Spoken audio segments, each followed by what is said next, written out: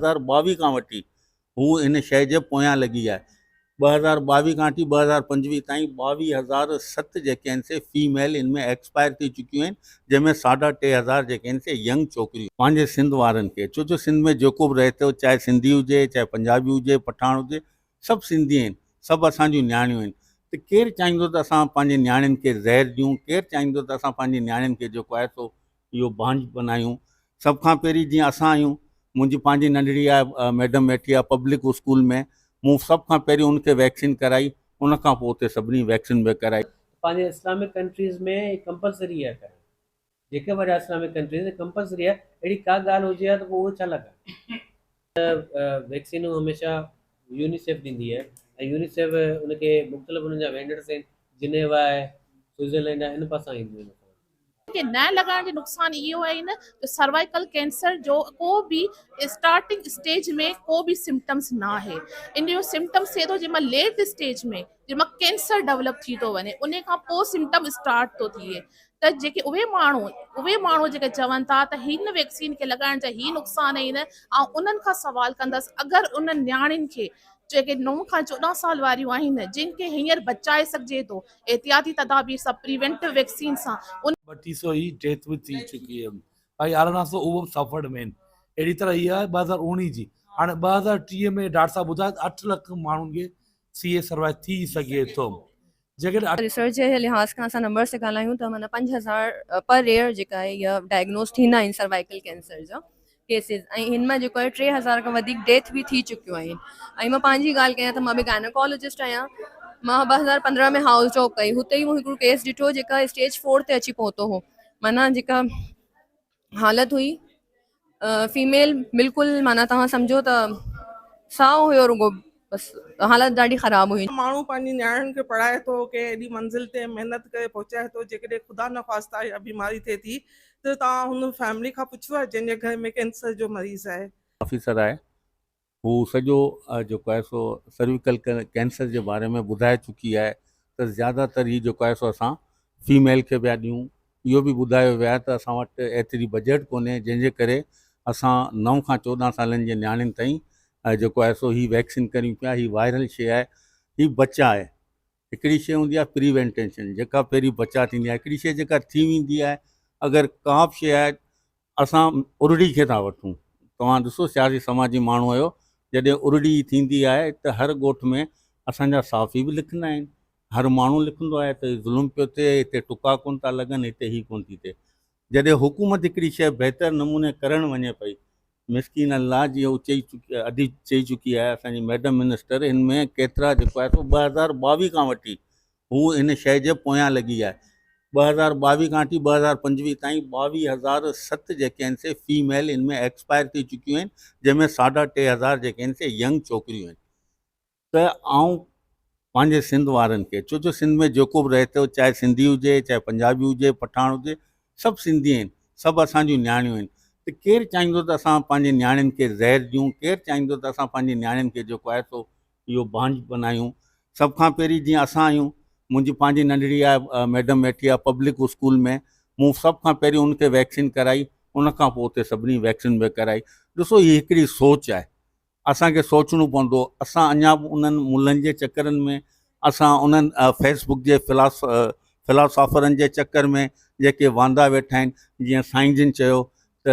SIB programme में पियो अचे, ही पियो अचे, इहे सभु फैक्ट शयूं आहिनि। तव्हां उन में ॾिसंदा जेको आयो आहे त बेनज़ीर जा पैसा कोन मिलंदा, उनजे मथे तव्हां ॾिसो उनमें आउटवर्ड नंबर बि सही कोन्हे लॻल, उहो बि कूड़ो लॻल आहे। त इहे जेके वांदा माण्हू वेठा आहिनि, उहे कनि पिया। ऐं अलाह न करे अगरि सुभाणे का बि नियाणी इन शइ जो शिकार थिए थी न, त अलाह जी अदालत में उहो बीहंदो। असांजी हेल्थ डिपार्टमेंट, असां सां गॾु जेके बि आहिनि, उहे तव्हां फील्डुनि में ॾिसो पिया, उन्हनि सां बदतमीज़ियूं माण्हू कनि पिया। जेके पढ़ियल लिखियल आहिनि, तव्हां रिसेंटली राति ॾिठो हूंदो अया लतीफ़ अली जो साहब खे बि, त उन्हनि बि तमामु बहितरीनु, जेके बि पढ़ियल लिखियल सुलझियल माण्हू आहिनि, 4 या 5 माण्हू आहिनि, उहे हिन कैंप जे, उहो बि जेको आहे सो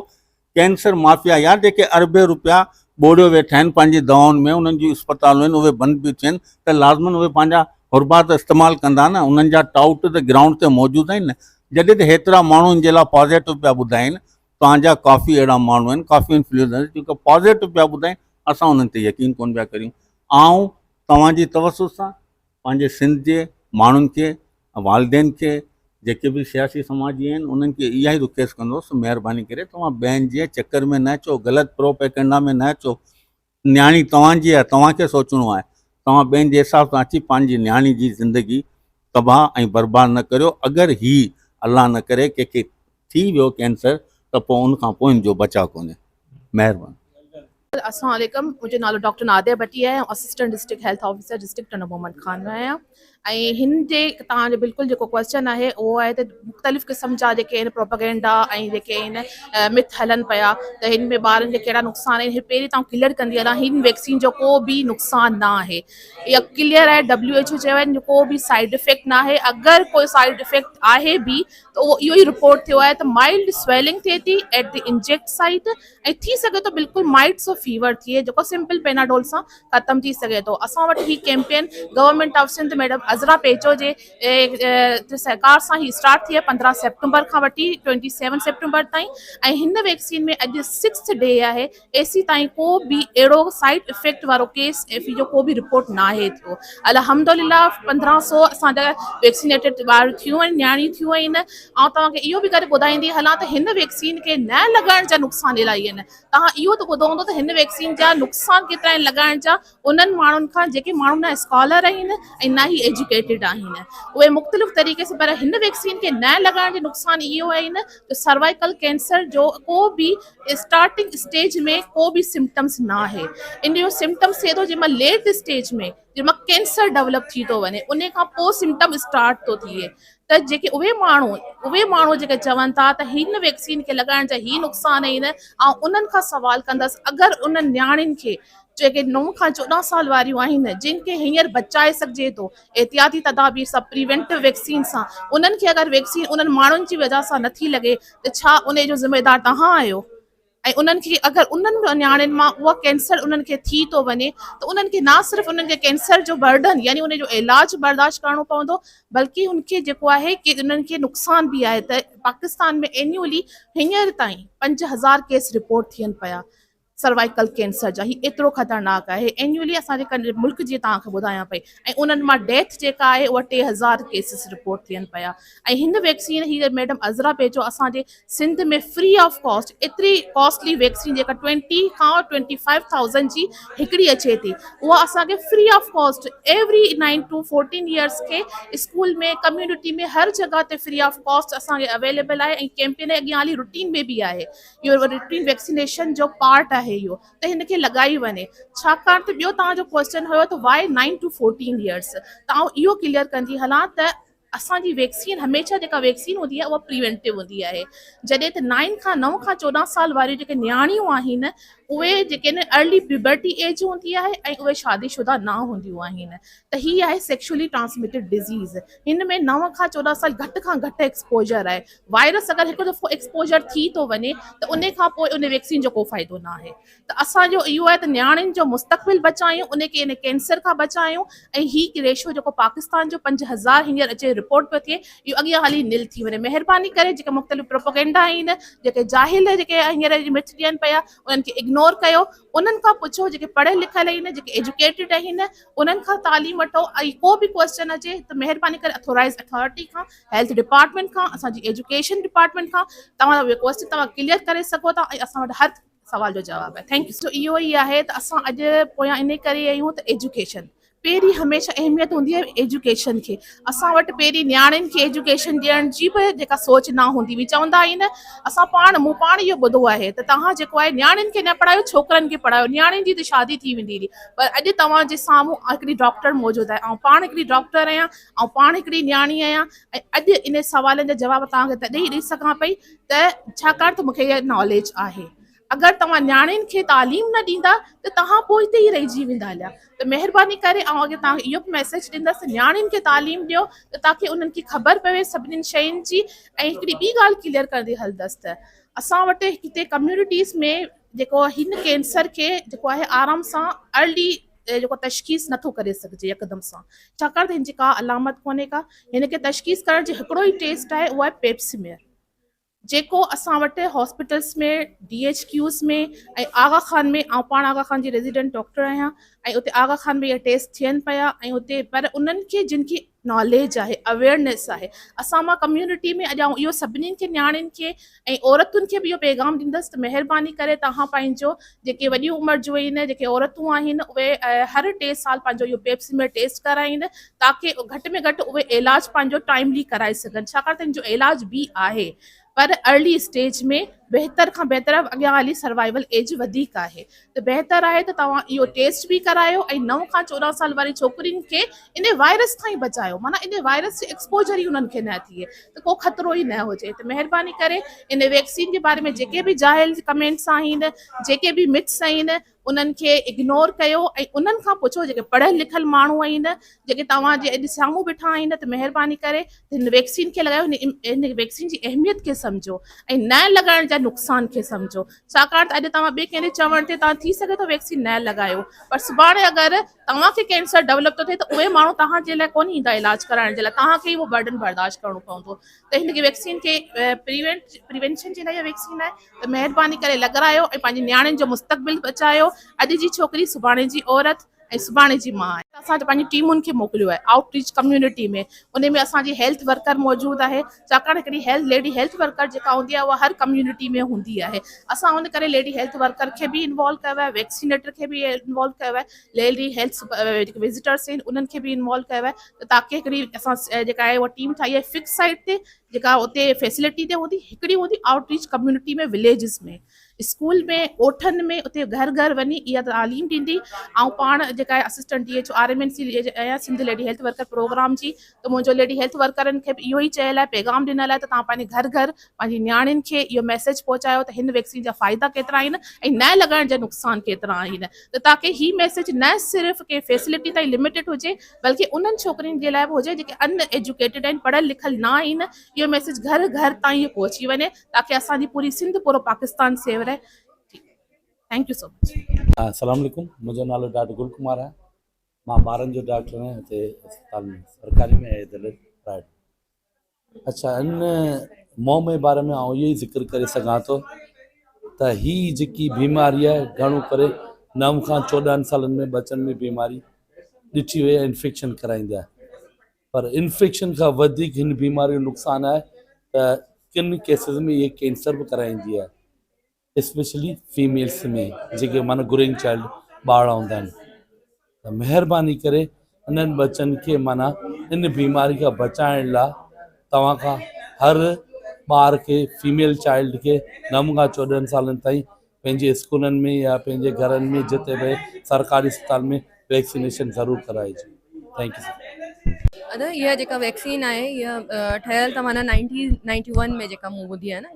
माना मां रिसर्च जेका पढ़ी आहे 91 खां ताईं इहा हले पई, सही आहे, हुन खां पहिरीं बि केसिस रिपोर्ट थिया हुया, पोइ जेसि ताईं वैक्सीन ईजाद थी आगा खान में, ऐं जेका प्राइवेट हॉस्पिटल्स आहिनि हुते जेका माण्हू आहिनि पढ़ियल लिखियल, माना जंहिंखे अवेयर हुया, ॻाल्हि पढ़ियल लिखियल जेका अवेयरनेस हुई जंहिं वटि, ऐं जे अफोर्ड करे सघनि था उहा जेका हुतां लॻाराइनि पिया, त इहा जेको आहे 2006 में 2006 में जेको आहे मेल्स जे लाइ इहा वैक्सीन ठही वई हुई, ऐं 2009 खां जेको आहे फीमेल्स जे लाइ बि, त माना अञा बि थोरो इयर्स में हुजे, लेकिन 20 साल त घटि में घटि थी विया आहिनि हिन वैक्सीन खे लॻंदे। अदा हीअ त हज़ारनि में आहे, मूं ॿुधी आहे, तक़रीबन पहिरीं जेका मूं ॿुधी हुई 20,000 खां आहे मथे, जी प्लस में आहे न। अदा उहो मुख़्तलिफ़ इन सेंस में थी सघे थी, आहे त मुख़्तलिफ़ न, बट इन सेंस में थी सघे थी, जीअं असां ॻाल्हायो आहे पहिरीं त HPV जेका वायरस आहे हुनजे डिफरेंट टाइप्स हूंदा आहिनि, त हिकिड़ी वैक्सीन हूंदी आहे जेका हिन जे 9 मेंबर्स खे कवर कंदी आहे, माना 9 टाइप्स खे कवर कंदी आहे, ऐं हिकिड़ी हूंदी आहे 2 खे कंदी आहे, हिकिड़ी हूंदी आहे 5-6 खे कंदी आहे, त असां वटि जेका आहे हू 2 खे कवर करे थी सघे थो हुते जेको आहे 9 वारी वैक्सीन पई हले, जेका 9 स्ट्रेंथ्स ते हिन खे कवर करे। अदा ओवरऑल जेका रिसर्च जे लिहाज़ खां असां नंबर्स ते ॻाल्हायूं त माना 5,000 पर ईयर जेका आहे इहा डायग्नोस थींदा आहिनि सर्वाइकल कैंसर जा केसिस, ऐं हिन मां जेको आहे 3,000 खां वधीक डेथ बि थी चुकियूं आहिनि। ऐं मां पंहिंजी ॻाल्हि कयां त मां बि गायनोकोलॉजिस्ट आहियां, मां 2015 में हाउस जॉब कई, हुते ई मूं हिकिड़ो केस ॾिठो जेका स्टेज 4 ते अची पहुतो हो, माना जेका हालत हुई फीमेल बिल्कुलु, माना तव्हां सम्झो त साओ हुयो रुगो, बसि हालत ॾाढी ख़राबु हुई, जीअं स्टेज 4 ते आई हुई, त हुनजो ट्रीटमेंट बि कोन थो थी सघे, बसि हुनखे सिम्टोमेटिक केयर ई पिया ॾियूं। न दादा इहा र्यूमर आहिनि तव्हां ईअं बि मायूं ॾिठियूं हूंदियूं या कपल्स अहिड़ा ॾिठा हूंदा जंहिंखे ॿार कोन आहिनि नेचुरली कोन आहिनि या जे बि का बि वजह आहे त उन्हनि खे त वैक्सीन कोन्हे लॻियल न ई वैक्सीन त हाणे हितां शुरू कई आहे त अहिड़ो को साइड इफेक्ट अञा ताईं रिपोर्ट कोन थियो आहे माना 20-25 सालनि खां इहा वैक्सीन डिफरेंट कंट्रीज़ में लॻे पई ऐं पाकिस्तान में प्राइवेट के थ्रू लॻे पई त इहा का साइड इफेक्ट कोन थियो आहे अहिड़ो हो तव्हांजी आवाम जे त माना इहा वैक्सीन लाज़मी लॻवाए अपने इहा वैक्सीन जेका आहे लाज़मी लॻायो पंहिंजे ॿारनि खे उन्हनि जो फ्यूचर जेको आहे महफ़ूज़ कयो ख़ुदा न ख़ास्ता 5,000 में थी सघे थो असांजे घर जो का न्याणी हुजे का धीउ हुजे त हुनखे ई लॻणु घुरिजे इहा वैक्सीन ऐं थैंक यू सो मच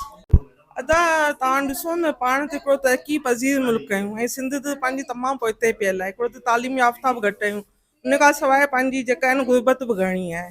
तव्हां ॾिसो था हिन ॿारहाड़ी ते जेके बारिशूं आहिनि उन्हनि जे करे बि केॾी गुरबत वधी वई आहे जेकॾहिं गुरबत वधे थी त हुनजो जेको फ़र्क़ु बीमारियुनि ते बि पवे थो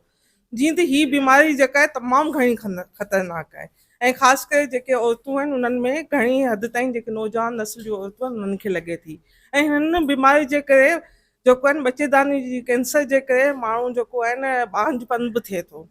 वैक्सीन जे करे ॿांझपन कोन थो थिए ॿार बंदि कोन थो थिए पर बीमारी जे करे थिए थो ऐं तव्हांखे ख़बर आहे का बि बीमारी अचे थी त हिकिड़ो फ़र्द बीमार कोन थो थिए पर हुनजो सॼो ख़ानदान बीमार थो थिए ऐं उन बीमारी जे करे असांजा वसाइल बि एतिरा कोन्हे हिकिड़ो त असां मज़हबी तौर ते असांजूं नियाणियूं जेकॾहिं कंहिं बीमारी में हूंदियूं आहिनि असीं अस्पतालनि ते घटि वठी था वञूं ऐं हीअ बीमारी जेका आहिनि डायग्नोस जेका थिए थी उहा तमामु 2 सालनि 3 सालनि खां पोइ माण्हू ॿिए कंहिं वजह खां वञे थो पोइ थिए थी तेसीं हू रत में ज़हर जी सूरत में सॼे जिस्म में फैलिजी वञे थी तव्हांखे ख़बर पई हूंदी दुनिया में जेके आहे पाकिस्तान में जेके आहिनि 2016 खां वठी 19 ताईं जेके केस डायग्नोस थिया आहिनि जिन मां 5,000 डायग्नोस थिया 3,000 मायूं डायग्नोस थियण वक़्तु जॾहिं हू मुकमल असांखे ख़बर पई हू मरी चुकियूं हुयूं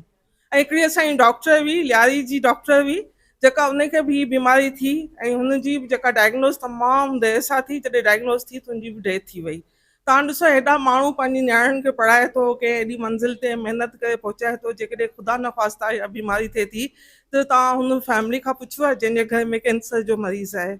जेकॾहिं हू मरी थो वञे कंहिंजी माउ आहे कंहिंजी भेण आहे ऐं उन ख़ानदान ते कहिड़ो असरु थो पवे हीउ हिकिड़ो टुको आहे जेको ज़िंदगी में हिकिड़े दफ़ा लॻे थो ऐं हिनजो तमामु घणो फ़ाइदो आहे